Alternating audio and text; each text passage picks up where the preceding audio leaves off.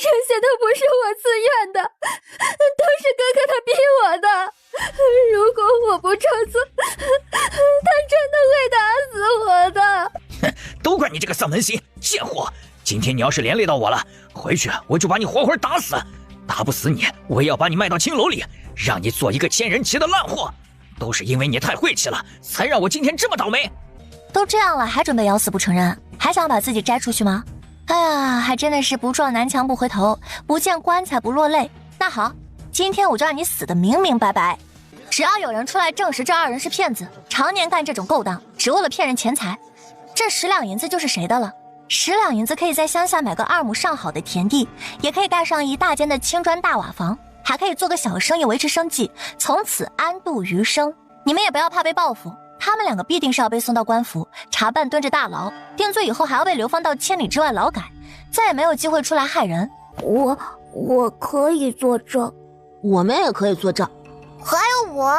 公子，他们2个是城南所有要饭花子的头头，这个女的是老大，男的是老二，他们经常干一些坑蒙拐骗、偷鸡摸狗的勾当，讹人这些馊主意都是这个女人想出来的，大虎就负责执行。我们城南所有的乞丐不管老少，每天都要上交2文钱，交不出来的还要挨打。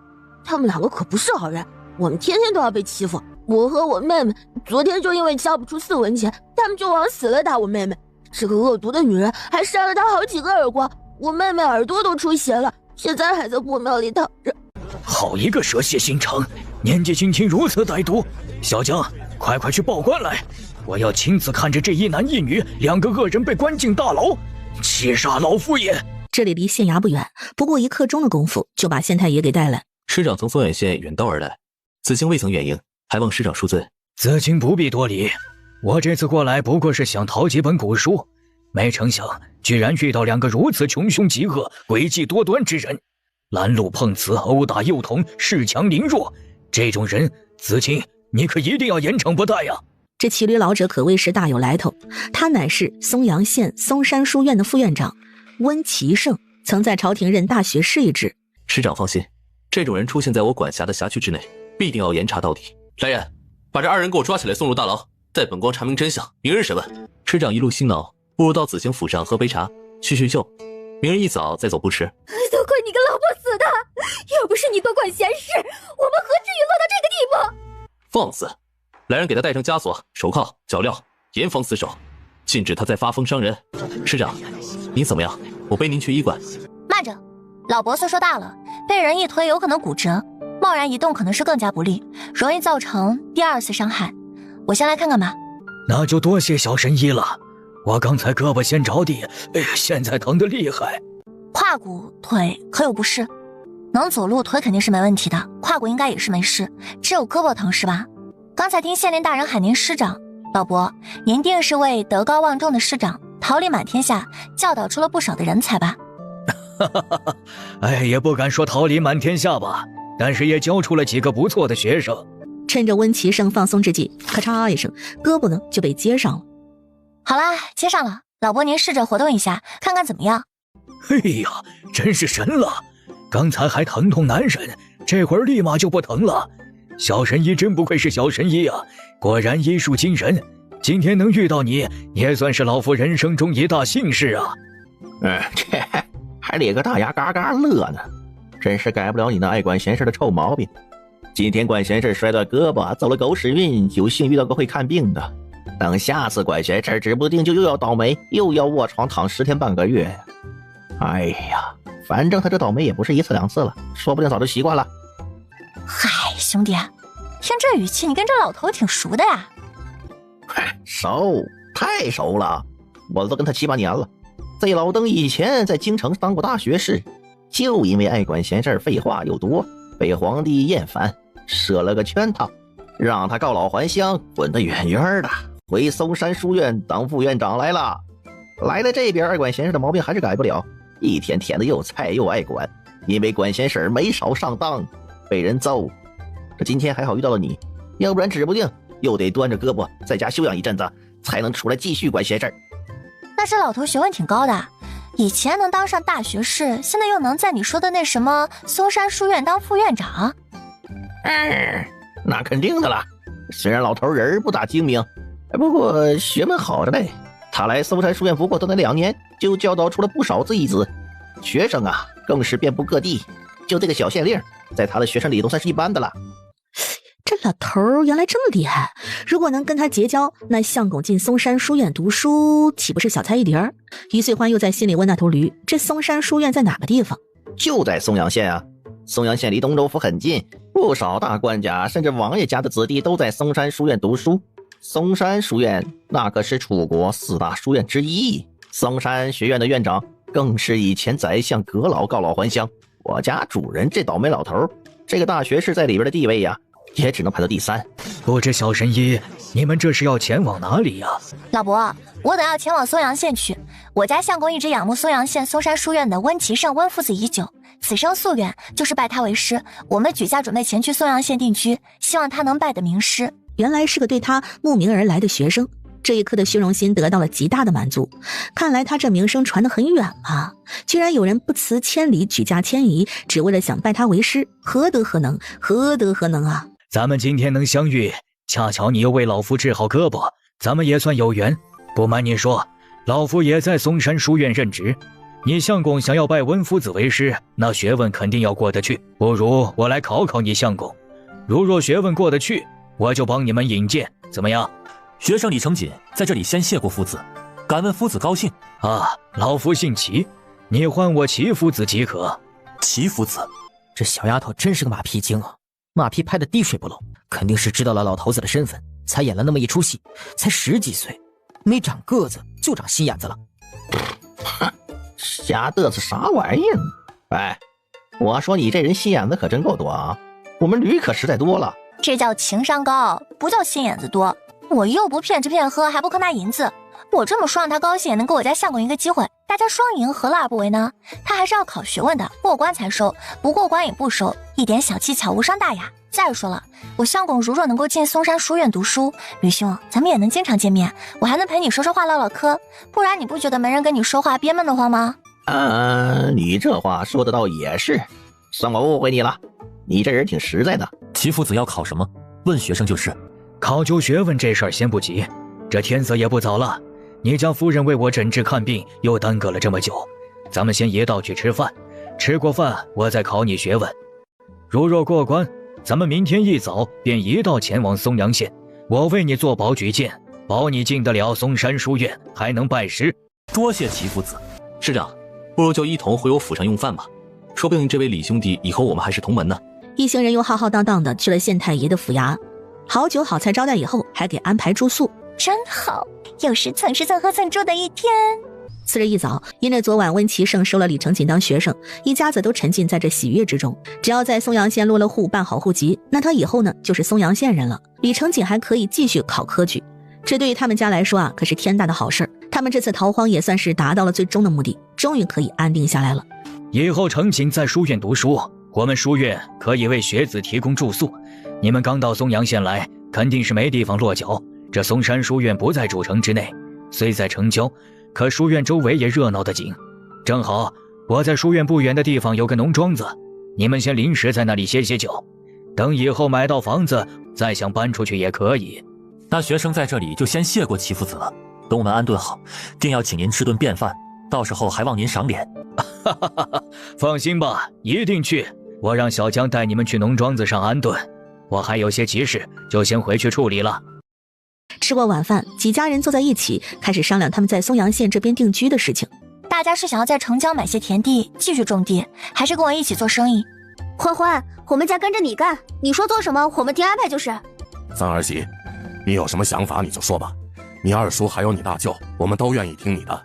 好，既然大家都想要跟着我干，那我就把我的想法跟大家说一说。齐夫子明天让相公去书院报道，我想要陪着相公一道去看看。听说这嵩山书院大得很，里面的学子就有上千人之多，人多了对吃需求肯定很大。我看看书院附近可有地方能让我们开个饭馆。三儿媳，这一个饭馆子能养活我们4家这么多人吗？娘，你放心，只怕到时候我们都忙不过来呢。隔天一早，于兄弟，我对你真是佩服的五体投地，你是不是会江湖上传说的易容之术啊？雕虫小技而已。今天嵩山书院的考试，宋兄弟，你到底有没有把握？昨晚跟皇兄彻夜长谈，真是听君一席话，胜读10年书。我觉得可以一试。反正我今天无事，正好可以陪同你们一起去嵩山书院看一看。哦，这地方好呀，背靠山，前有水，妥妥的风水宝地，里面肯定是人才辈出。于兄弟，你还会看风水呢？略腾皮毛而已。那你快帮我看看，我今天这面相。这个看面相啊，就要付银子的，因为天机不可泄露，泄露了我就要沾因果，要拿银子去做善事，方能保平安。给你，于兄弟，就凭咱们这生死之交的关系，你给我好好看看。嗨，好说好说，我的为人你还信不过吗？天上下雨地上滑，你爹姓啥你姓啥，我说的对吧？这肯定对啊。日落西山照东墙，你爸的夫人你要喊娘。你说的真对啊。出门马车你不用租，你爹的姐姐你要叫大姑，三伏天你穿袍，寒冬天你穿袄，你肯定是比你爹岁数小。吃饭你要坐，睡觉你要躺，你爹娘成亲你肯定没到场，你就说我算的对不对？你把那50两银票还给我。都算过了，哪有退银子的道理？我这不是还没说完吗？你是不是想让我算一下你今天能否顺利的考进嵩山书院？放心吧，50两银子不会让你白花的，我已经给你找好了关系，后台硬着呢，你就放心大胆去考，没问题的。兄弟，你可真是我亲兄弟啊！你是不是也托了齐父子，让他对我网开一面，给我走后门了？那50两银子够不够？不够的话，我这里还有啊。这怎么好意思呢？拿着，亲兄弟明算账，不能让你白帮忙啊！不是齐父子，是比他还要硬的关系。就连黄李、张三、赵四、李二几人也都开始惊讶起来。从昨晚到现在也没见于翠欢离开，他能找到什么关系啊？难道是他又在逗宋如芬玩？谁？到底是谁啊？你快同我说说啊，于兄弟！我现在好奇的紧，是不是嵩山书院的院长？你啥时候认识这等人物了？要说起来，这大人物你们都认识。小神医，你倒是快说呀，急死我们了！庙堂里的观音菩萨吗？什么心愿都能求，上炷香的事儿，这后台够硬吧？不过能不能达成，这不好说啊。俗话说心诚则灵，信女在下诚心祈祷我宋兄弟能够顺利考进嵩山书院，还望菩萨保佑。行啊，这求的可以了吧？姓于的，你把我100两银票赶紧还给我！哼，这小丫头真是太逗了，她的脑袋瓜子也不知道怎么长的。事情我都替你办了，也诚心给你许愿过了，这哪有退银子的道理？赶紧还我100两银子！嘘，宋兄弟，你看这中间的石碑上写着书院圣地，禁止喧哗吵闹，注意一下你的仪态，可别因为举止言行不当，还没考试就被拉进了黑名单，永不录用，多不划算。你放心，我真的已经给你算过了，你这次必定能通过这考试，100两就算是你的入股费用啦。我准备在这边开一个饭馆，到时候你在书院读书期间，所有的吃食我都全部都包了，怎么样？你可别又是忽悠我啊！行，那100两银子就当我入股吃饭的费用了。于翠欢做的饭有多好吃，他深有体会，100两买他几年能够白吃白喝，算起来啊也不亏。欢欢，前面有间茶楼，不如我们进去坐会儿，说不定会有什么意想不到的收获。好。小神医，你不是说想要租铺子开饭馆？这还没看铺子呢，怎么先到茶馆喝起茶来了？非也非也，咱们对此地人生地不熟的，这茶楼呢是消息流通最广的地方，在这儿坐一会儿，说不定就会有意想不到的好消息。好好学着点吧，你那脑子除了练剑可以，其他的差得远呢。这天真的是要把人热死了，大老远的从乡下过来，干了没2天的活计，这掌柜的说不做就不做了，突然他的店就要兑出去，你说这是弄的什么事儿？大兄弟别生气，我当时让你过来也是觉得客栈不小，能干上10天半个月也好挣点银子补贴家用，谁知道这客栈老是出怪事，那掌柜的害怕，所以才不想休整呢，只想把这店赶紧兑出去回老家去。生子哥，我没有埋怨你的意思啊，只是发2句牢骚，你别往心里去哈。你说那掌柜的是不是缺德事做多了才遭了报应？要不然他那客栈里怎么会发生那些个奇奇怪怪的事情？可不能这样说，掌柜的人挺好，咱们在他客栈做活，那茶水吃食每天都送，在别的主家干活像他这种好心的可不多。那生子哥，你说说他那客栈到底是怎么回事？听说他家儿子每天到了晚上就哭，还乱叫，现在是白天睡晚上哭，还没几天就瘦了好几圈，不吃不喝的，还发热，你说怪不怪？生子哥，要我说他们家指定是闹鬼了，听说一到晚上就砰砰砰的有东西撞他家的大门，一开门外面却什么都没有，门口只有死掉的蝙蝠。更让人可怕的是，一到晚上院子里就会有莫名其妙的老人一直在咳嗽。2位兄弟说的可是东头那间福来生客栈？就是那间客栈，他们家客栈离你们茶楼这么近，你们可曾听说过这些传闻？到底是真是假？自然是真的。前天他们家说是要2盘子绿豆糕点让我送过去，那时候天色已晚，我直接端着托盘就准备送过去。一进他家院子，我就听见咯的声音，那声音就跟上了岁数的老头子似的。他们家就掌柜的老板娘2口子和他们的1儿1女，店里帮工的也是2个大嫂，哪里有什么老人？一开始我还以为是听错了，就仔细听了听，不似客栈房间里传出来的，像是墙外又似是院内，那咳嗽声一直不断，吓得我放下糕点，扭头就跑了回来。现在我都不敢往他们家那边去。子不语怪力乱神也，这种无稽之谈居然有人信，还说得神乎其神，都是骗他们这些无知的愚人罢了。虽然我也不相信什么鬼神之说，可往往最可怕的不是鬼神，而是人心。俗话说得好，不怕贼偷，就怕贼惦记。那客栈在这条街上，生意必定不差，眼红的人多了去了。小二，你们说的这个福来生客栈，以前生意如何？现在又如何？咱这是什么地方？以前的生意自是不用说，每天不管是上房还是下房或者是大通铺，基本上都能住个七七八八。这生意好了，掌柜的就想翻新修葺一番。说起来也奇怪，自从前阵子翻新了之后，就总会发生一些奇奇怪怪的事儿，入住的客人数也是一天不如一天。就连他们家的那个小儿子也生了怪病，他们2口子现在也是无心经营客栈，只想着把店赶紧兑出去。可那地方又闹鬼，又有谁愿意接手啊？再便宜没人光顾，那不还是要赔钱吗？你们这地方这么多人，天天迎来客往，客人络绎不绝，又怎么会没生意呢？前来住店的又不知道什么情况，不说不就成了？哎呦，哪有那么简单？客官你想想，如果是别的店还好说，毕竟晚上不营业，闹点动静也无人知晓。可客栈来的客人都是要住宿过夜的，这大半夜的，又是老人咳嗽声，又是咚咚咚的撞门声，那还不得把客人吓个半死啊？到时候银子没挣到，真要是闹出人命，说不定还要被抓去蹲大牢呢。走，咱们去这个福来生客栈看看，这到底是个怎么回事。于穗欢觉得他的大饭馆好像是有着落了，真的是好巧他妈给好巧开门啊，好巧到家了。欢欢，你对那个客栈感兴趣？这条街的铺子生意都不错，应该是没有几个人想要转让，况且我们开的饭馆比较大，1、2间门面也不够，这个客栈倒是刚刚好。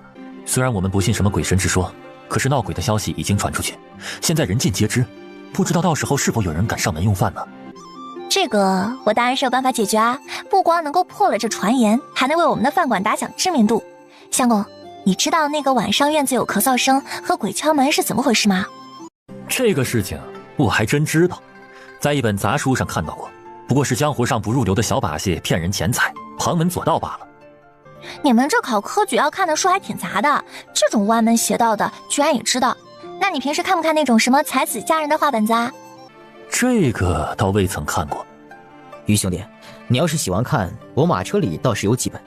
你那画本子好看吗？是大白话吗？尚可，虽是画本子，也不是大白话，毕竟都是读书人看，不识字的人哪有看这个的？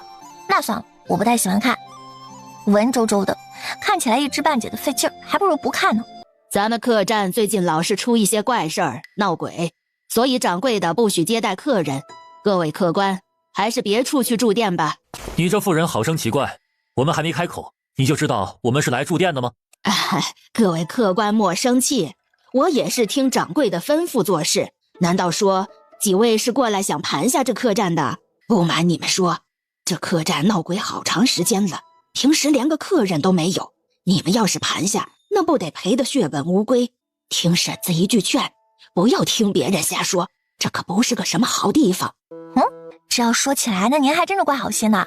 我们1不住店，2不盘店，是过来找你们掌柜的。我们是他的远房亲戚。原来是亲戚啊！贺嫂子，可是有人住店，是休息一会儿还是过夜？想必这位就是嫂嫂吧？我们家老夫人同您家的老太爷乃是远房表兄妹，我今日路过此地，家中老夫人特意嘱咐我，让我过来探望一下表兄表嫂。这来的唐突，还望表嫂见谅。记忆里没有这个亲戚啊。不过这几人穿着不俗，气质不凡，并不是那些上门来打秋风的穷亲戚。哎呀，表弟说的什么话呀？老夫人惦记着让前来探望，我们已是感激不尽。来，快到里面前厅歇息，用些茶水，我喊你表哥出来。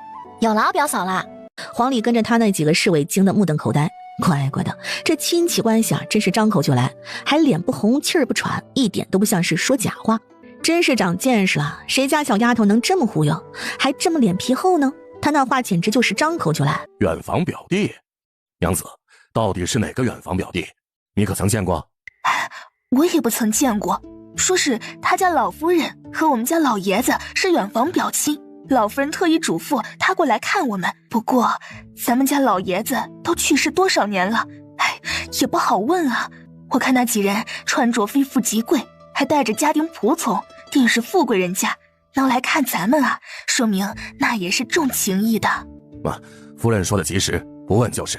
既然来了，那就好酒好菜的招待着。咱们家亲戚本来就少，你快去招呼吧，我准备酒菜去。夫人，你们家这亲戚是做什么的？看起来穿着打扮挺富贵，从商的吗？我也不知道是做什么的，是老爷那边的亲戚，我从未见过。看样子几人应该都是读书人，倒不像是从商的。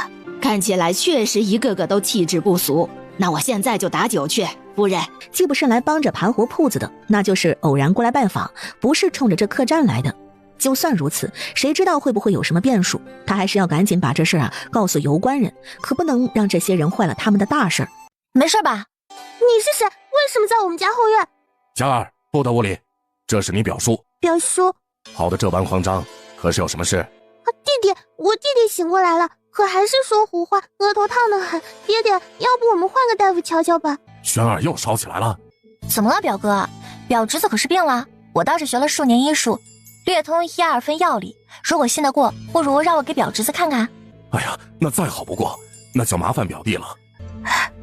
表弟，轩儿到底是何毛病？这几天一直低热，反反复复的，整个人不吃不喝，有时还会乱喊乱叫，是不是中了邪了？表嫂不必担忧，孩子是受到了惊吓导致的发热，我给他开一些安神的药方子，你就照着去抓药，回来煎上给他喝下，到了晚上就会有好转。至于说什么撞邪，这都乃是无稽之谈，不能轻信，这都是人在作怪罢了。表弟，你这医术真是神了，只不过是来回捏捏按按，孩子的病居然就好了。表哥，我有事情想要问你，你可要如实回答。表侄子这明显是受到了巨大的惊吓才会这样，这到底是怎么回事？哎，表弟啊，都说家丑不可外扬，可咱们是亲戚，我也就不对你隐瞒什么了。当年我在外地走商的时候，阴差阳错之下救了这个嵩山书院院长一命，他为了报恩就把这客栈转租给了我。这地方不用说呀，明眼人都能看出来是个挣钱的风水宝地。我这客栈在这里开了好几年了，不说日益斗金，也赚下了不少的身家。几个月前我感觉客栈有些旧了，好多来住的客人都反映门窗、梯子、扶手多多少少都有些毛病，怕出意外，所以我就找了一些工匠人，准备把客栈翻新一下。为此客栈还歇息了10几天，才里里外外的都弄好。可是自从翻新过那次以后，就出了怪事。每到夜晚总有东西咚咚咚的敲门，开了门吧，外面什么也没有，有时候地上会有死掉的蝙蝠。一开始我也只当是谁弄的恶作剧，不曾理会。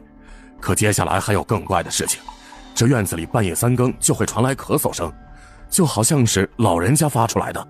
我这个人吧，也算是读过几年圣贤书，从不信这些鬼神之说，于是找了好几个年富力强的汉子，半夜守在院子里，想看看到底是什么人在装神弄鬼。一到时辰，那断断续续的咳嗽声又响了起来。我们壮着胆子提着灯笼找遍了整个院子，也没有发现有人，可那咳嗽声一直有，几个汉子都被吓跑了，所以我也就不曾怀疑是有人恶搞。敲门声、咳嗽声那是天天发生啊，出去找又什么都找不到。轩儿就是晚上出来如厕的时候给蝙蝠吓到了，然后一直缠绵病榻，这都有半个月了，时好时坏，大夫也请了，可就是不见好。表弟啊，今天要不是你过来，我都不知道要怎么办才好。轩儿可是我的命根子呀。就因为发生了这些怪事，所以表哥你才想着要把这客栈给盘出去吗？表弟，你怎么知道我想要将客栈盘出去？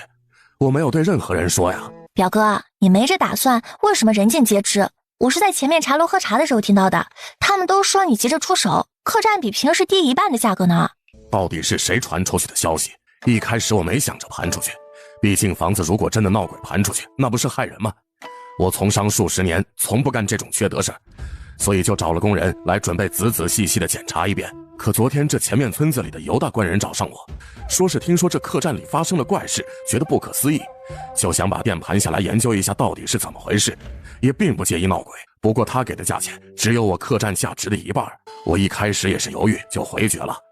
昨夜我想了一夜，现在客栈一个客人都没有，而且这件事儿还传得人尽皆知，就算是客栈不闹鬼了，想来也没人敢过来住。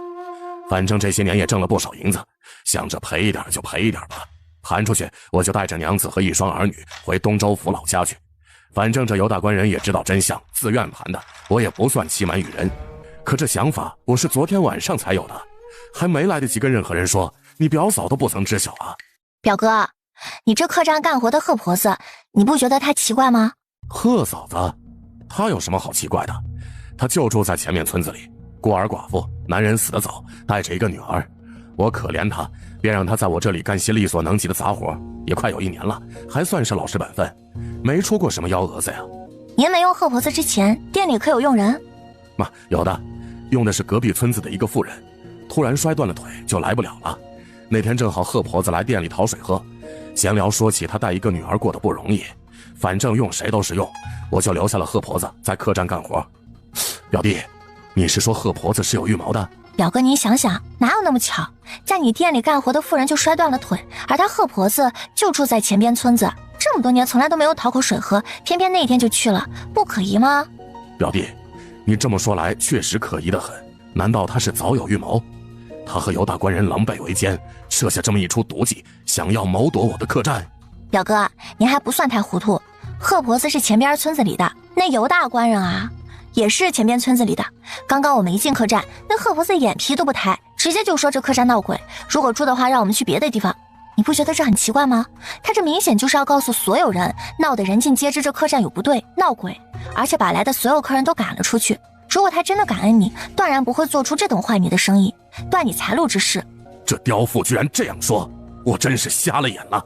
可怜他孤儿寡母，却引狼入室，一个白眼狼坏我生意。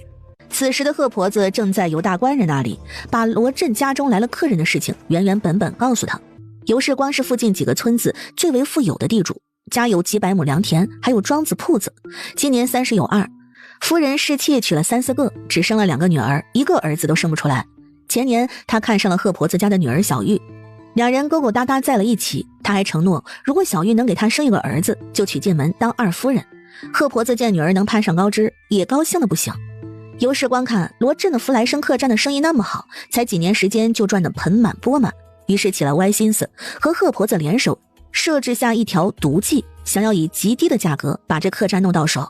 于是他找人把在客栈里上工的那妇人，趁着他晚上回去的时候推到了沟里，摔断了腿，又让贺婆子去了客栈装惨，博取同情，顺利进客栈打杂。贺婆子把客栈生意看了个七七八八，觉得生意是真好。尤世光又让他时常提醒罗振，客人嫌弃客栈破旧，罗振为了稳住客源，必定会翻新。他事先买通了匠人，在翻新的时候做了手脚，只等罗振受不了，到最后只能将客栈盘出去。而且尤世光还许诺，这客栈弄下来以后，就给小玉和贺婆子当做是给他的聘礼。那贺婆子就更上心了，能有这么一个客栈，他们母女2个后半辈子不光吃喝不愁，还能穿金戴银呢。贺嫂子，你回来了。我表弟说晚上有东西发出怪声，说不定是山上的野物跑了下来，让我在院子里院子外好好查上一查。这一查看，还真是有不少东西，抓了2只野鸡，1条蛇，还有2只刺猬，树上的几只野鸟也都给赶走了。看来今晚能安生一些了。老爷，您抓这些除了野鸡，其他的都不会叫。再说了，野鸡叫的声音也不是咳嗽。万一这野鸡是坏了嗓子呢？到了晚上叫的声音古怪些，听起来像是咳嗽也未尝不可。贺嫂子，你赶紧把肉拿去厨房煮上，今天中午我要与表弟同饮几杯。哎呀，老爷，我这肚子突然疼了起来，疼痛难忍，怕是……既然贺嫂子肚子疼，那就先回家歇歇吧。正好现在客栈也没人，我家表弟来了要好好招待。我们明天要一同出去游玩，你且休息2天，等什么时候身子好了再过来也使得。那就多谢老爷夫人，我等大后天再过来。贺嫂子，你也知道轩儿这一阵子时常病着，听说祁县有个神医看病很不错，反正现在客栈中也没什么生意，我们准备带轩儿过去看看病。夫人，那这来的亲戚怎么办呢？他们是来帮你们看着客栈的吗？这个也说不定啊，哪里能麻烦表弟帮我们看家呢？到时候锁上门，出去2天就回来了，也用不了多久，看个病而已。夫人，您也别太过劳神，小孩子生些病也都正常，过不了2天，说不定就好了。表弟，你说的还真对，这贺婆子不是个好的，处处在打听你们是来干嘛的。表嫂，这婆子心中有鬼，自然是害怕我们是来接手你客栈生意的，就怕她竹篮打水一场空，这才迫不及待想要问清楚我们来到底是想来干什么的。表哥，今晚呢你就在客栈院子里，院外都埋伏好了人，他们必定会有下一步动作，还会放刺猬过来，到时候这院子里还是能听到咳嗽声，让我们相信是闹鬼造成的。今天抓到的这2个刺猬，你放到晚上就知道这咳嗽声是怎么发出来的。还有蝙蝠撞门撞窗，也是他们搞的鬼。你当初找的那批工匠肯定是和犹大官人有勾结，他们事先把黄鳝血泼在门窗之上，然后又刷上红漆，这样我们是看不出来有什么问题。可是蝙蝠这种东西是最为灵敏，他们感觉出来就会死命的朝着门窗上撞，所以才会有了晚上鬼敲门这么一说。哎，表弟啊，就算知道了是犹大官人搞的鬼，可我们以后这客栈生意也不好做了。那犹大官人是附近有名的无赖，和县里的县城又是姻亲，他既然看上了我这客栈，肯定不会善罢甘休。这一次不成，说不定还有下一次，到时候恐怕祸及妻儿老小。我们做生意可惹不起这种泼皮无赖呀。表弟，你表哥说的对，我们就算识破了犹大官人这次的计谋，这以后还会有各种的阴谋诡计，防不胜防啊。经这次他们一闹，这客栈的生意以后怕是都要受影响。不如把这价格抬高些卖给他得了，我们带着佳儿和轩儿回东州府老家买些田地，安安稳稳过日子。表哥表嫂，你们这是糊涂了呀！就算是想卖，那也不能卖给这种小人，岂不是如了他们的意？想想都觉得憋屈。表弟，我们能怎么办？现在卖给别人，先不说有没有人买，那犹大官人知道了一定会捣乱。我们不与这小人计较，只想安安稳稳的回老家去。表哥表嫂，不知道你们这客栈全部都盘下来能值多少两银子？这客栈前阵子刚翻新过，楼上5间天字号上房，5间中等客房，楼下8间下等房。这后面的大院子你们也看到了，中间这一口大水井，当时花了20多两银子才打下的，还有4间大通铺，2个杂物间，这边还有一个大厨房，再后面还有一个5间房子的小院子，是平时我们一家子住的地方。这客栈1年的租金是30两银子，这么大的地方真的是不贵，这也是韩夫子看在救命之恩的份上才租给我的。换做平时这么大的院子，而且还是在县城，1年的租金少说也要40-50两银子才可以。这个客栈我是3年一交租金，过年的时候才交过，还有2年多的房租呢。单单是这些房租少说70多两银子，再加上客栈里面那些投资，各种床家具什么的，当时一共也花了100多两银子。这算起来，如果转租的话也200多两，可那犹大官人只想出100两，我当时就回绝了，这要赔将近1半还多呀，最少200两我还要赔一些呢。表哥，我有个提议，你不如把这个客栈盘给我吧，我愿意出200两银子，而且我还能保证把轩儿的病给治好，你们拿了银子立马就可以启程回老家，这样也不用再担惊受怕那个姓尤的害你们。反正这2天贺婆子也不会来，等他发现的时候，你们早早就已经到了老家。哎，不行，这不是坑你吗，表弟？你花200两银子买下来，那犹大官人必定恨你，到时候说不定又要使什么下作手段。200两给自己买了个麻烦，你我亲戚，我岂能这般害你？放心吧，表哥，我既然敢接手你这个摊子，肯定是不怕那个姓尤的，他敢对我耍什么阴招，我必定让他后悔来到这世上。哎，不行不行，表哥我不能这么害你，200两不是小数目，我也知道表弟你肯定是有真本事的，可是强龙不压地头蛇，那犹大官人是个十足的小人，这种人惯会使用阴招了。表哥你就放心吧，我有的是法子对付他，你可以先考虑考虑，今晚我同你一起守在院子里，看他们是否还会来作妖。哎，先不说这糟心事了，我让你表嫂快去煮了饭，我们坐下喝几杯。哎呀，表哥，喝酒有的是时间，只是轩儿的病还差一味主药，我现在就要出客栈去寻，晚上回来的时候我们再喝也不迟。哎，表弟，吃了饭再去也成啊。哎呀，不行，轩儿的病要紧。哟，表弟，你们来了，来，快坐快坐。我今天下午花了银子，从外地雇了好几个镖师，身强力壮的，到时候如果有人捣乱，咱们也不怕。表哥不必如此麻烦，我早已经派了人，等他们过来就会通知我，到时候咱们现场直接把人给拿下，看他们还怎么狡辩。表弟，其实我心里已经大概明白，这是贺婆子和尤大官人做下的局。做生意嘛，讲究的和气生财，我不想与这些小人计较罢了。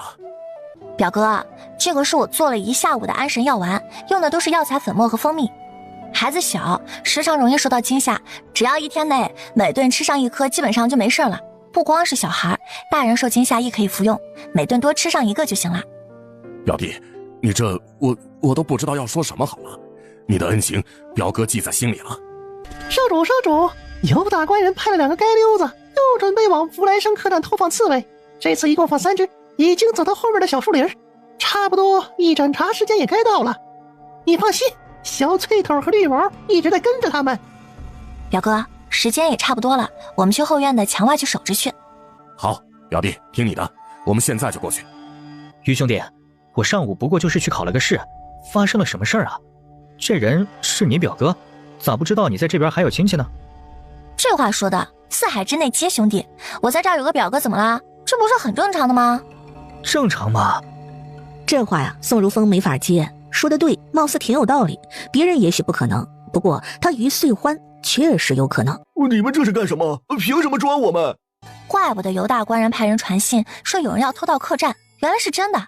把这2人绑了送到官府去，打他们30大板，腿给打废了，看他们以后还敢不敢再出来行偷盗之事。不是啊，我们才没想偷到东西。就是，我们就出来转悠转悠，不行啊。有尤大官人派来的人作证，你们抵赖不得，送官去。明明是尤大官人给的银钱，让我们过来将3只刺猬放进客栈的院里，这怎么能倒打一耙呢？就是，明明是他吩咐我们来做这种事儿的，现在倒打一耙，我们真的没偷东西啊。你是说尤大官人派你们2个来的？可有什么证据？他给了我2人2钱银子，这银子上又没有刻尤大官人的印记，你们说是就是吗？想要用这个栽赃陷害尤大官人，你们可真是活腻了。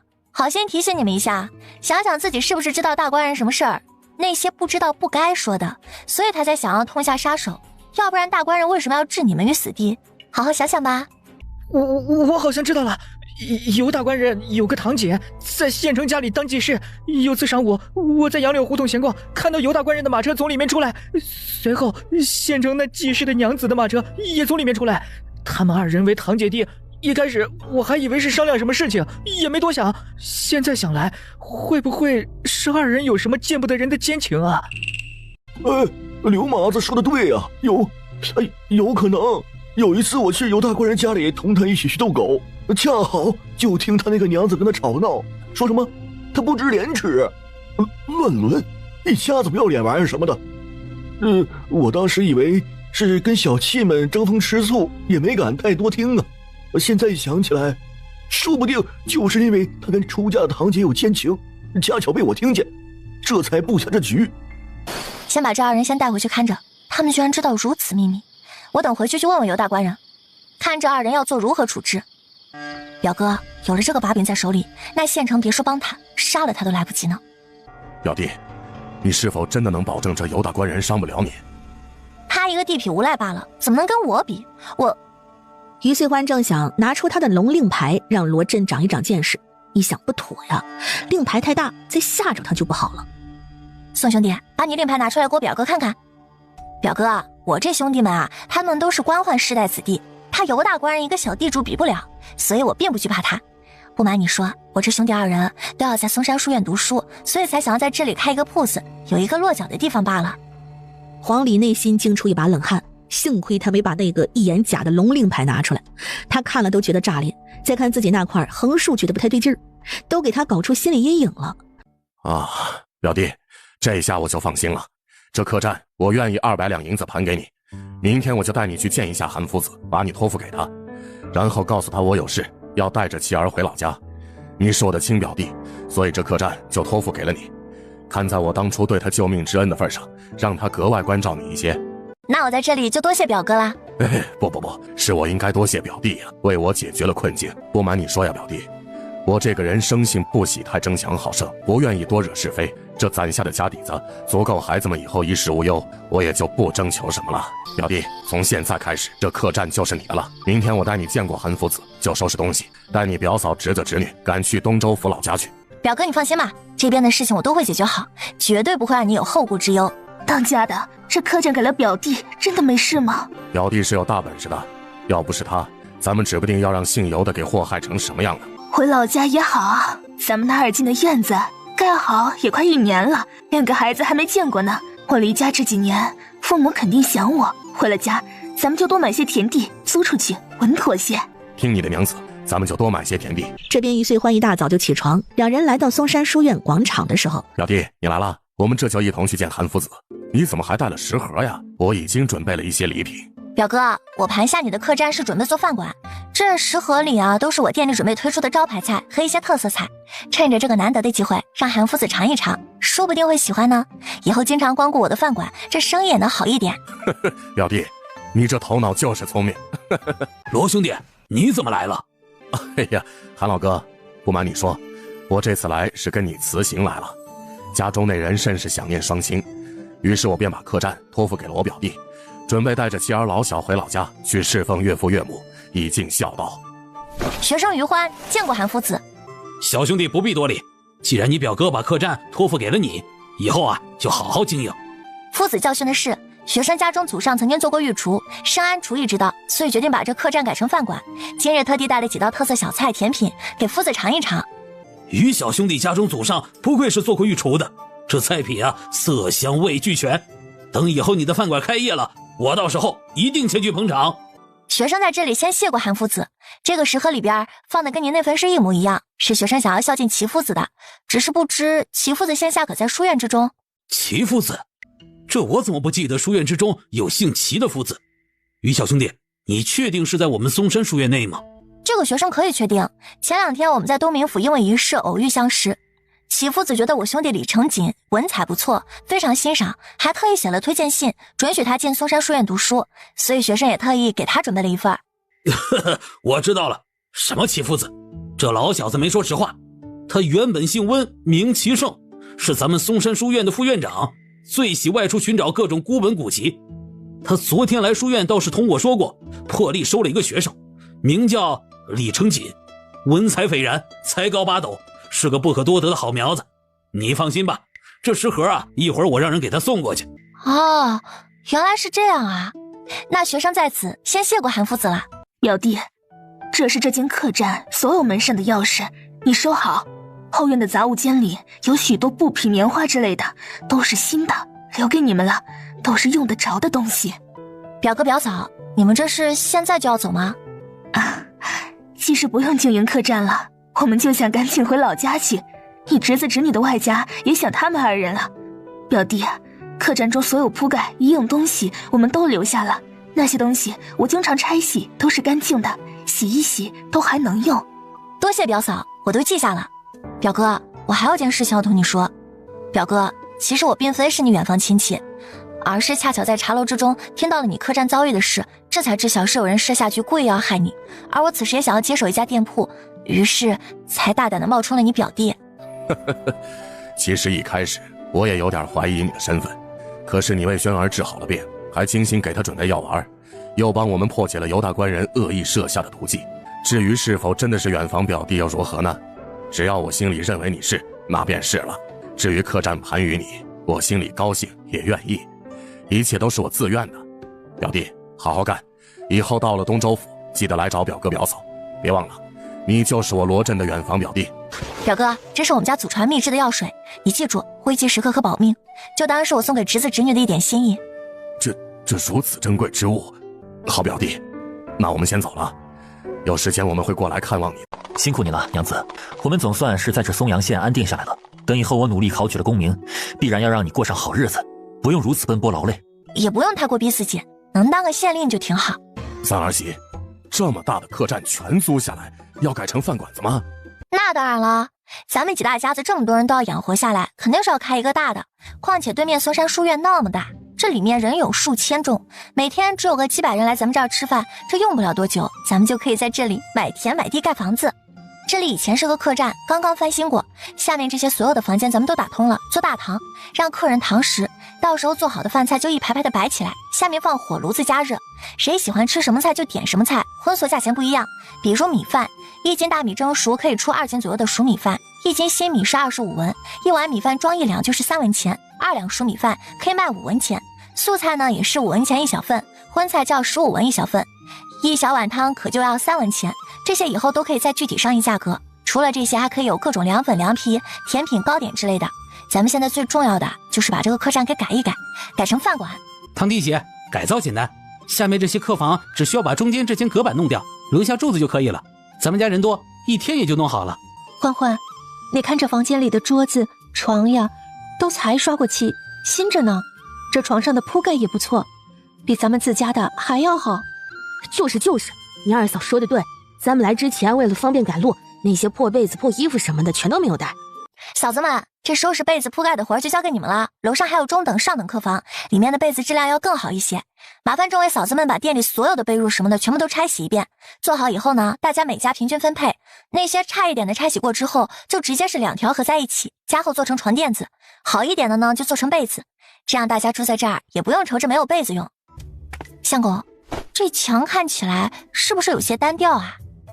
墙上可以挂些画，画些鸡鸭鱼，或是写一些诗词，更风雅一些。程锦兄说的对，搭配有意境的诗词更好。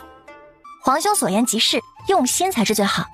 这字画不如就由皇兄你还有宋兄弟你们2个来执笔，这自己画的更为用心。二来呢，我也想把2位兄弟的画挂在这里啊，时常观摩。于兄弟，这以后来这里用饭的都是嵩山书院的学生，亦或者夫子，我那字太过拙劣，实在不好意思挂在墙上啊。哎，宋兄弟此言差矣，你我兄弟之情不比什么珍贵。我要的呀，只是一个心意，画的好坏，字写的好坏都无妨。咱们兄弟之间的情谊不是用这个来衡量的。皇兄，你说我说的对不对？字画有价，情谊无价。于兄弟说的是，画的好坏，写的好坏都不重要，情谊就可价值千金。秋香走，我们去街上买宣纸去。黄礼本是想过来看一下热闹的，没想到提个建议，把自己也给绕进去了，还得免费给人家作画写字。他感觉这小丫头又挖坑，什么情谊价值千金啊？他只是单纯的不想花银子去买字画罢了。饿死我了，今天居然差点错过饭点儿。哪能让你错过去了呢？宋兄弟，今天这桌饭菜全部都是为你做下的，正是要去喊你呢。这银耳雪梨汤润肺美容养颜，秋香你多喝一点。这个富贵花开鱼丸是我研制的新菜，鱼丸炸的外酥里嫩，筋道爽口，甜口的冰凉粉又凉又甜。宋兄弟，你快来尝尝。于兄弟，你今天怎如此热情反常啊？弄得我都有点不敢吃了。刚才听相公说，今日宋兄弟啊，一下午时间都在辛勤作画，那不都是为了你我之间的兄弟之情？我这心中甚为感动，所以就热情了一些。明天一早就是嵩山书院放榜的日子了，我就提前在这儿祝宋兄弟榜上有名。原来是因为这事儿啊！我这人向来最讲义气，为朋友可以2肋插刀，赴汤蹈火，在所不辞。区画一下午话，不值一提。黄礼充分怀疑这小丫头做这番事说这些话是给他听的，他同时求了2人写字画画，只宋如风一人这么上心，岂不是显得他不重兄弟情谊？看来啊，明天他也要赶工，写上几幅字，不然都有点不好意思吃这小丫头做的饭菜了。咱们饭馆也收拾的差不多了，只剩下一些小的细节，等新砌好的灶台晾干，定制的桌椅、铁锅送过来，那差不多就可以准备开业了。这饭馆的招牌一会儿也要换一下，大家觉得叫什么名字好呢？食为天怎么样？民以食为天，程锦兄好名字呀！天爷呀，你们这是干什么呢？谁让你们把这里都拆了？我表哥表嫂带孩子去看病了，临走之前把客栈给了我。你这一进来就大呼小叫的，我还以为这客栈老板是你的呢。不是那个意思，就是一看空了慌了神，还以为发生了什么事儿了。贺婆子，前阵子你借口家中有事，借了1个月的工钱，要认真算起来，你大前天告了假，相当于是2天半的时间都没来上工。本来这钱你是该要退回来的，不过我们家也不差这么1星半点，以后你就不用过来上工了。这客栈我要改成别的。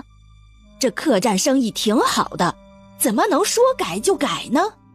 笑话，我的东西要怎么改，还要经过你的同意不成？咱们索性打开天窗说亮话，你也别想动着什么歪心思，老老实实的，兴许我还能放你一马。记住一句话，天作孽犹可为，自作孽不可活。这么大岁数了，人要惜福才好。你这话说透了，他还执迷不悟。我看这老婆子是要作妖啊！哼，好言难劝该死鬼，已经提醒过他了，若是还想作死，那我也没有办法。贺婆子从客栈出来，一路直奔尤大官人家。岳母，你且先回去，明日我就以他们私自扣你工钱为由打上门去，让他们一日生意也做不得。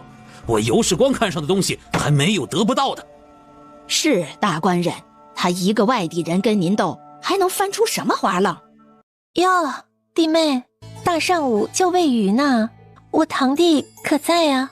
在呢，估计正抱着新买来的小丫鬟问候呢。堂姐，这路刚修过，不平得很，你可要小心一点，别摔着了。夫人，为了那贱人气坏了身子，不值当，您消消气啊！奸夫淫妇，狗男女，大白天的就这么不顾廉耻的，明晃晃的找上门，老天爷怎么不下到天来，将他们一个个都劈死？劈死了倒也干净。当初他爱慕邻家书生，可他爹看不上，硬是把她嫁给了同样是地主的尤世光。谁知这男人根本就不是个东西，成婚当日就嫌弃他古板无趣，拉着一张脸，当晚跟他的贴身丫鬟厮混在一起。他看见这男人就恶心。夫人您别气，他们这些人早晚要遭报应的。您是正头娘子，到时候把持着这偌大的家业，再也不用受他们的气。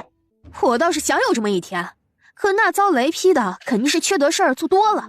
这么些个姨娘只生了2个女儿，连个儿子都没有。就算有一天他被雷劈死了，肯定会有尤家的宗亲过来抢夺家产，我岂不是白白熬了这么多年？兰溪，你说我要不要过继一个孩子养在名下？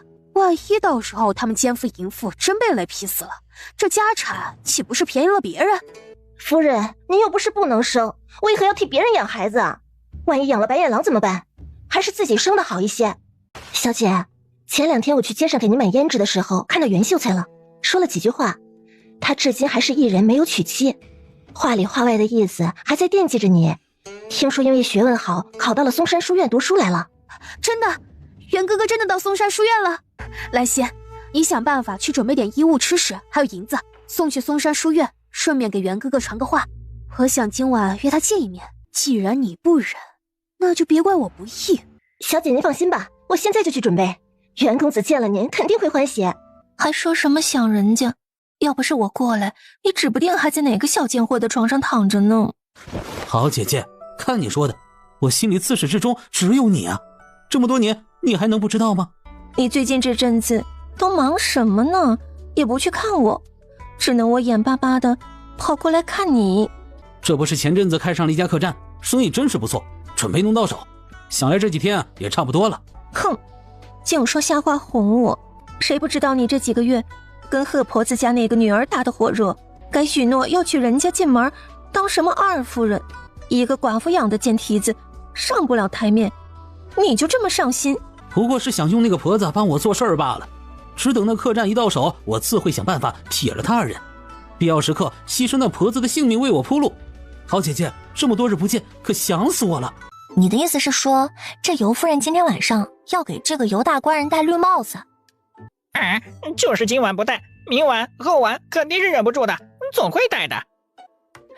这戴绿帽子好呀，他尤世光不珍惜自己夫人，让小美人守活寡，自是有别人替他珍惜啊。他既然这么喜欢做局害别人，还想要弄死贺婆子栽赃陷害，那不如直接给他来一个釜底抽薪。少主不得了了，那个姓尤的真不是个东西，居然跟自己的亲堂姐有一腿。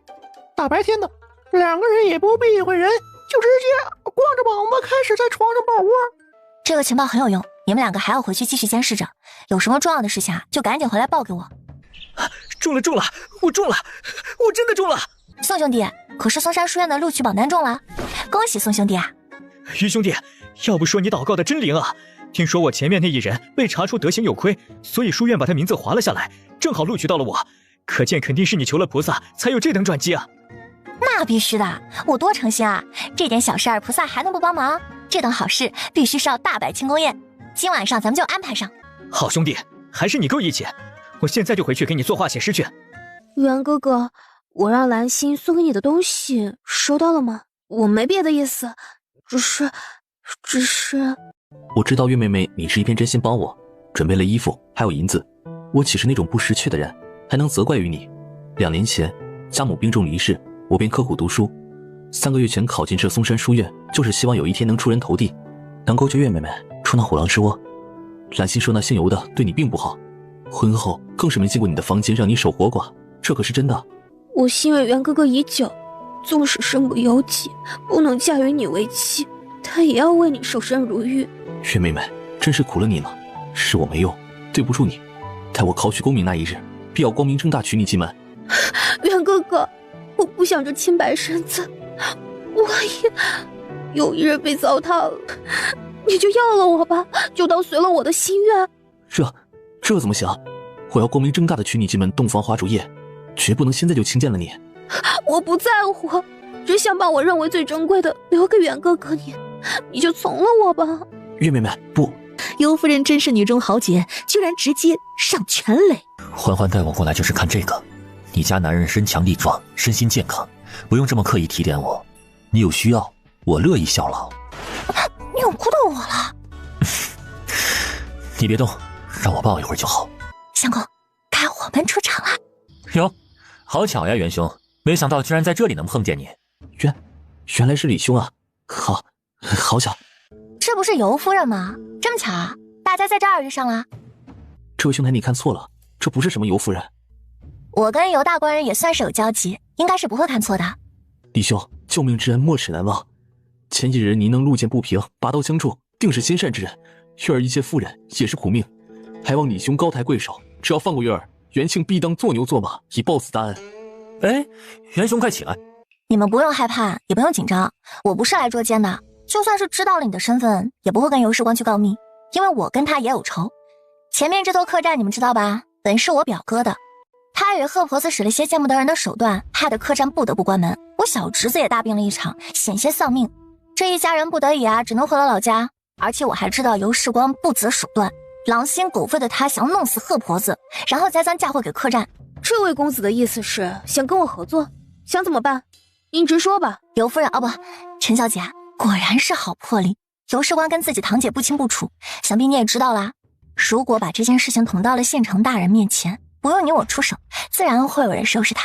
公子，你说的这事儿我早知道，就算捅出去了，县城也只会秘密处死尤芳菲，或者为了面子关在家庙。想要尤世光死，可不太容易。如果只是通奸，自然是不够。可若是他杀了贺婆子，杀人这种把柄落到县城手里，你觉得他还能活着吗？既然他想把贺婆子的死这盆污水泼到我那客栈之上，不若正好给他自己挖了坑。如果贺婆子死以后，你家那堂姐又跟你家那位共处一室，颠鸾倒凤，而恰巧县城大人又来撞见这一幕，然后呢又知道尤世光杀了人，你说这一切是不是就顺理成章了？公子，县城那里不一定听我的，就算我请来正见的2人苟且，也会起疑心，说不定还以为是我使下的手段。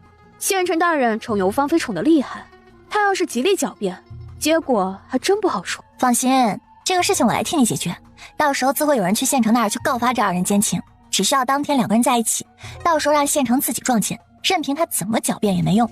好，只要公子你答应放过我2人，我就愿意与你合作。你说怎么办，我就怎么办。不过为了保证万无一失，还是要得罪了。这玩意儿有毒，你们2个谁来做人质？我来。这些毒蛇都是他老姨的手下，他也收了不少进空间里养着，以备不时之需。放心，这蛇毒不会立马就要人命的，但是7天之内如果不服用解药，那可就难说了。这个是做胎药，只要你喝下去，有很大几率能够一次就怀上孩子，而且多半是男孩。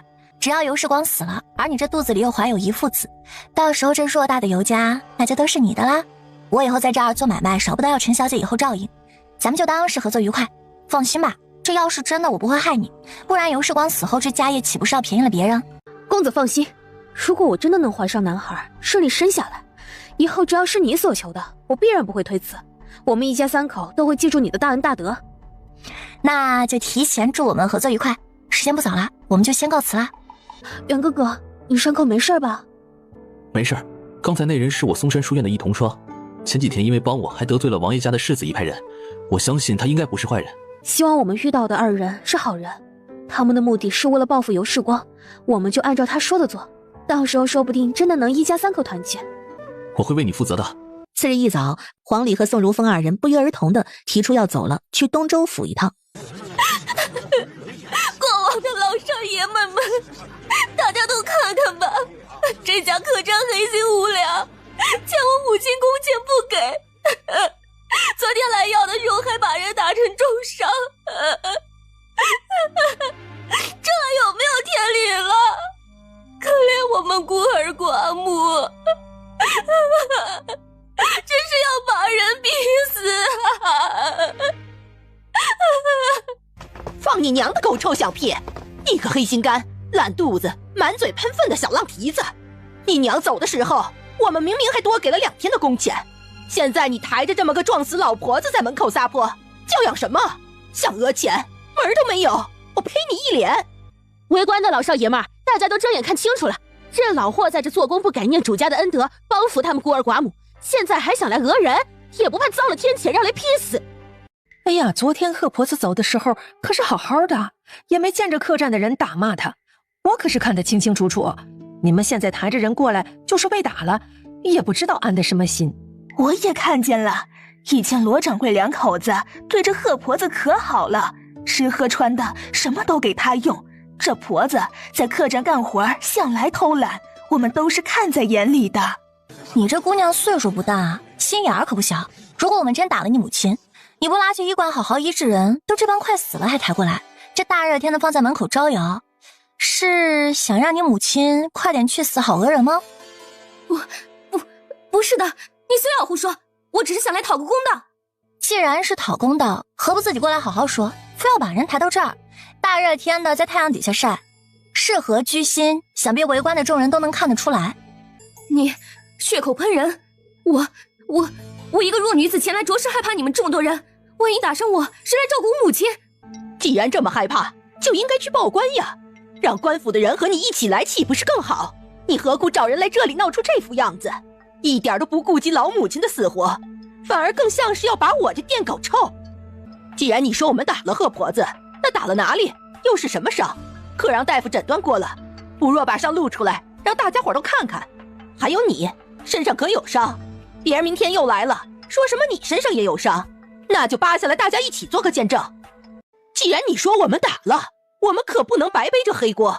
围观的老少爷们儿，我们说的对吧？来，让我们看看伤口在哪儿打成什么样了，可不容你们空口白话的污蔑人。既然有伤口，不妨让大家都看看，什么伤能打成这般半死不活的样子。还有你，我今天非得仔仔细细看清楚，别明天来了也说有伤，什么屎盆子都往我家头上扣。母亲救我！你们这些不要脸的婆娘要干什么？青天白日的要扒我老婆子衣服，我家男人走了那么多年，没法活了呀！来，大家伙都瞧瞧，这是真病还是装病？身上一点伤都没有，还能叫这么大声，中气十足，比他女儿这小姑娘都有力气。真病假病，想必众人心中都有杆秤。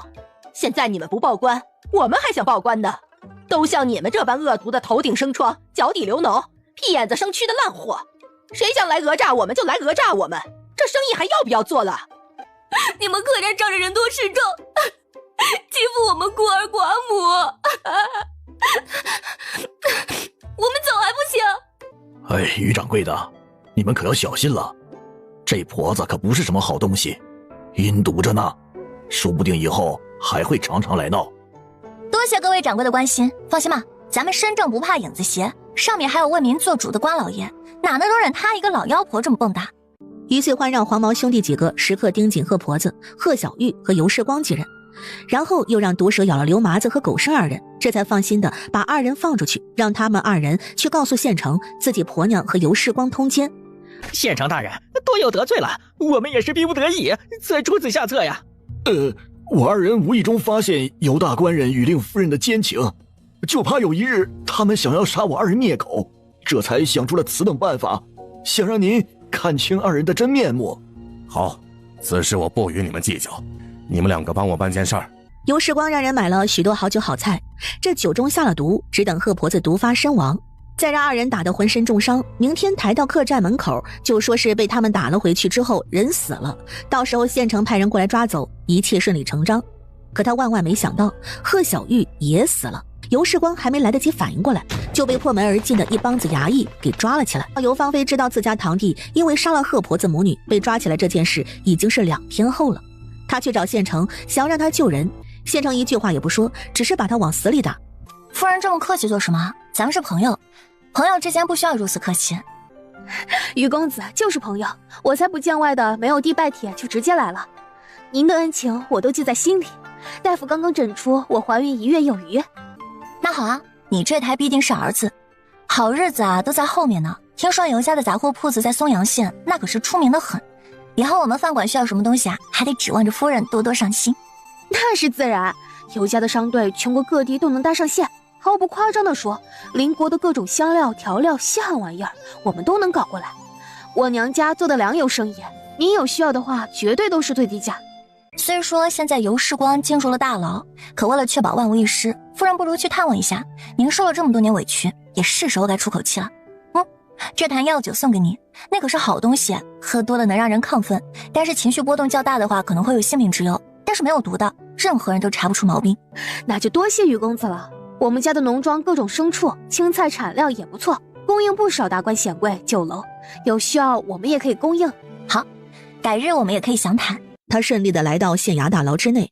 月，还得是你，还是原配的夫人好。我落难至此，也只有你来看我。你快想办法救我出去，我在这里真的待不下去了。官人，为了进来看你一回，我就花了自己全部的私房钱，我怎么才能救你出去？月儿，苦了你了。咱们家所有的银钱都在我书房挂着的那幅猛虎下山图后面有个暗门后面，只要你能救我出去，不要在乎花多少银子，你可千万一定要把我救出去。以后我就守着你一个人过日子，把那些妾室通通贩卖了。官人，你说的可是真的？就连生了孩子的媚娘和荷花，你也舍得贩卖出去吗？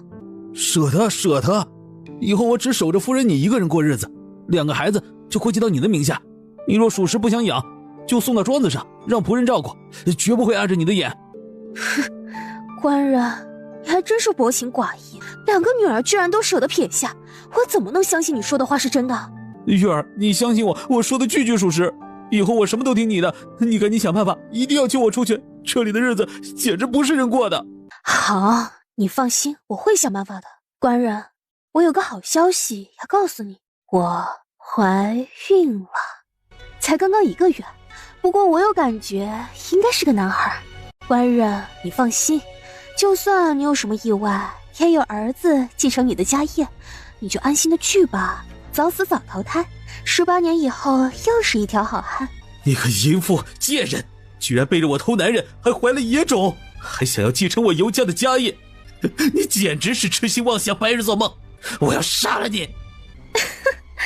官人急什么？气大伤身，有儿子能为你继承家业，你就偷着乐吧。也不仔细想想，这么多年来，你跟那么多女人鬼混，可为何偏偏只有2个妓院买回来的继子生了2个女儿？不觉得这是很奇怪吗？因为啊，这2个女儿压根也不是你的种，不过是他们2个想让你赎生的诱饵罢了。不过这诱饵是别人下的种，不是你的。你呀，根本就不会生，这辈子都不会有孩子。你应该感谢我，只要我不说出来实情，你照样还是儿女双全，难道不好吗？啊，一个跟太监没什么区别的男人，连个自己的种都留不下，你有什么脸面在这里跟我大呼小叫？杀人偿命，你也没几天好活的了，好好珍惜最后的时光吧，别自己给自己气死了，真是不划算呢。夫君，你自己在这里可要保重身体，不过想来也是可惜了，你是看不到自己儿女双全，女儿出嫁，儿子娶亲，甚至子孙满堂那一天。这客栈什么时候改成饭馆了？这味道也太好了吧！真香啊！以前路过那大酒楼，怎么也不记得能飘出这么香的香味呢。哎，走，咱们进去看看，这里面卖的到底是什么饭？就是进去看看。大清早出来的时候就没吃东西，这忙活了半天，肚子更饿了。各位客官，咱们饭馆还有半个时辰才开始营业，您几位要是不嫌弃，不如坐这儿先喝会茶。我们这儿的茶都是秘制配方，跟别的地方的味道可不一样。那行，就坐你这喝会茶，反正在茶馆喝，在你这里喝都一样。掌柜的，这所有菜做好都摆起来是什么意思呀？咱们饭馆啊是新的经营模式，做好的菜摆好，大家喜欢什么菜呢都可以去点什么。所有的素菜分为大、中、小3份，最小的5文钱一份，中份的是10文钱，大份的就是15文钱。肉菜最小1份的是10文，中份20文，大份30文。还有这2种汤，一甜一咸都是3文钱一碗。米饭分为大碗、小碗，小碗的3文钱一份，大碗的5文钱一份。这么好的菜色，肉菜小份才10文钱，真便宜啊！方法也好新奇啊。别的酒楼肉菜便宜也要大几十文钱，好一点的要100-200文。妙哉，真是妙哉！这样每样菜都要小份，我们3个人岂不是可以多要几个菜？客官说的极是，这边有木盘子，你们3个人呢可以每人拿上一个木盘子，需要打什么菜就告诉他们，打小份、中份、大份都可以提前说。要不是怕吃不完，我真想每样都尝一尝。张兄不要着急，心急吃不了热豆腐，咱们还要在这边待2天，以后可以顿过来吃。掌柜的，你们这儿可提供西食？有的，咱们这边的西食可丰富了，有油条、葱油饼、酱香饼、水煎包、包子、馒头、花卷、绿豆百合粥、南瓜小米粥、番薯玉米粥、鸡蛋甜汤，还有各种小菜。客官晚上来就知道啦。什么味儿这么香啊？新开的饭馆，我这才回去几天，开了这么好的饭馆，你们也没人跟我说，是不是都去巴结我二哥去了？这饭馆今天是第1天开门，我们也是听别人提起过，咱们几个对小王爷那是忠心耿耿，除了您，我们自然是不会去巴结任何人的。走，咱们过去看看到底是什么稀饭馆。死鬼，跑那么快做什么？我就是我，不一样的烟火。你这鸟是什么品种？居然还会说话？社会上的事少打听，说话算什么？本大爷还会唱曲呢。小妹妹送我的狼呀，哎哎，送到了那门东呀，偏赶上那个老天爷下雨又刮风，哎哎。我要在这里用饭，可否能让这鸟儿陪着？出台费2两银子1个时辰，家中要加银子。好，2两银子就2两银子。掌柜的，你养这个小东西真招人稀罕。